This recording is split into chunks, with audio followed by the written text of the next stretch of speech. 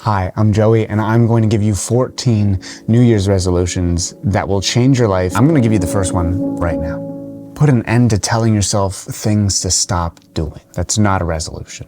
I've always had a hard relationship with resolutions, and I'm sick and tired of the people that say that you don't need to wait until January 1st to start something. Because obviously you don't, but it helps people put a start date and an end date to things. So if that is you, go for it. But if you're going to start this, start it. Your list should not be filled with things to stop doing.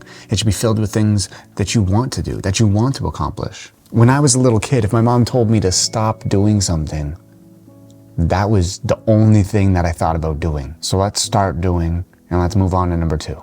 Two, if you notice something that your body doesn't like, write it down. Be boring, make a spreadsheet. If there's a food that your body does not like and it upsets your stomach, write it down so you don't eat it again. And then on the flip side, if there's a food that makes you feel really, really, really good, write that down as well. And then note that if you like having coffee, but it doesn't feel good when you drink it on an empty stomach, note that down. 2024 is the year of happy tummies, and it's not embarrassing to talk about it.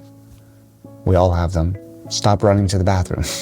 3, work out 3 times a week with strength training. I know we all hate this guy, but bro Joey is coming in. The people that work out 7 times a week, go for it. But those are also the people that don't understand that your body needs to repair itself. 3 times a week of strength training alongside of tracking your steps and getting your movement in each day, you'll see a lot of changes. Pair that with eating the food that makes your tummy happy, and you will see a tremendous change in your physical and mental health. 4, drink more water. And I know this is such a boring one, but it's so simple to change. This past year, I admit it, I was renovating my home and I lacked in the whole hydration aspect of taking care of myself. And I felt that it had a negative impact on me. I wasn't getting sleep, I wasn't eating right. The lack of hydration ruined all of that for me. And now I'm in my new home and it's partially renovated, but I do this one thing that anytime that I want a beer, a Coke, a snack, any junk food, anything, I have a glass of water before. It doesn't have to be a big glass, doesn't have to be a small glass, just a glass of water. And I got a new fridge in this reno, so I got an ice maker and that just makes it even better. 5, do some form of therapy. This is fresh for me. I haven't gone to a therapist since I was 16 years old. And this was my first session. Oh my goodness. It destroyed me, but in a good way.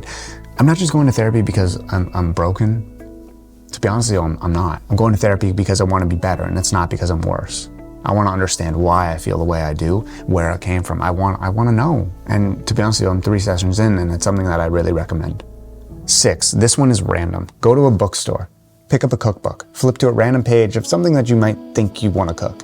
Take a picture of it, go home and cook that meal. I'm sorry to all the chefs out there that have books, but here's the deal. If you cook this meal and you like it, you have to go back and buy that book and then make something else from that meal. I did this once with my favorite soup that I have now, and I never would have found it. I never would have even tried because there was a $ beside it that I didn't want to do. But I went in there, I flipped to a random page, and I was like, a fennel soup. That sounds weird and odd, but I like fennel and I like soup. I took a picture of it, I went home and I cooked it, and I have a happy tummy.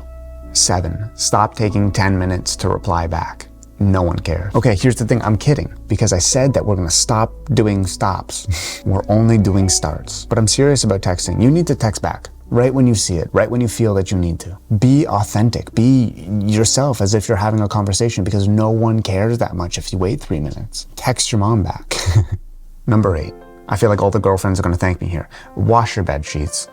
And I know it needs to be more than this, but 1 to 2 times a month is a great start. If you're wondering why you can't sleep and you have acne, a lot of the reasons is because you're sleeping on dirty sheets. We don't always shower before we go to bed. Sometimes the nights are a little bit hotter than others and we tend to sweat in our sleep, and then we get back in that bed the next day. Sometimes you eat things that don't make your tummy feel good, and then you sweat it out and then your bed smells like, I'm not gonna finish that, but I'm gonna give you time right now to go and strip your bed. Please do it. 9, you don't smell. I'm sorry, but sleep is really important. And I think that's the number 1 resolution that you should work on. This past year, I've taken this pill called magnesium glycinate, and I take it every night before bed, and I just take 1 little pill. And I've tried melatonin before, and it makes me all groggy, but this doesn't. I feel rested. I feel like I'm not waking up tired every day. I feel like I actually get to sleep instead of overthinking. So if there's any overthinkers out there, this is the pill. 10, buy a journal. and use it not as a journal, but a coping mechanism for ADHD, for any thought or any memory. I have been using a journal and it's a mess. It's filled with random thoughts. It's filled backwards, upside down. It's a mess, but it's mine. And it's a way that I'm able to remember, because I find that as I grow older, as we're on the social media posting things that delete right away, I forget. Why not remember? Okay, we're cutting it on time, so let's do a little rapid round. 11, start asking questions instead of pretending like you know. 12, put your phone down while watching TV. You do not always need to be multitasking. 13, make space for yourself to recharge. And 14, to be the happiest person in the room. And there's no matter what room, and there's no matter who I'm with. And it's not in the sense that I'm competing with anybody else. That no matter what situation I'm in, I feel confident enough to know how I feel. It seems like a daunting goal, but I've kind of broken it down into these 4 things. 1, stick to your routine. And it's not about creating a new one, it's about using the one that works. 2, choosing when to say no versus yes, giving yourself that time to recharge. 3, nutrition, hydration, sleep, and exercise. They all function together. And 4, time for stress-free activity. Time to be present. Time to not multitask. And I'm gonna achieve this with all the help of therapy, journaling, and keeping myself on track to make sure that I don't lose that path that I've been on. I think I might buy a whiteboard and just like stick it on a wall and just be able to see it. I want it to be ugly. I want to look at it every day and be mad that it's on there type of thing. And I want to achieve it. And I hope this video has inspired you to start doing things instead of stopping things.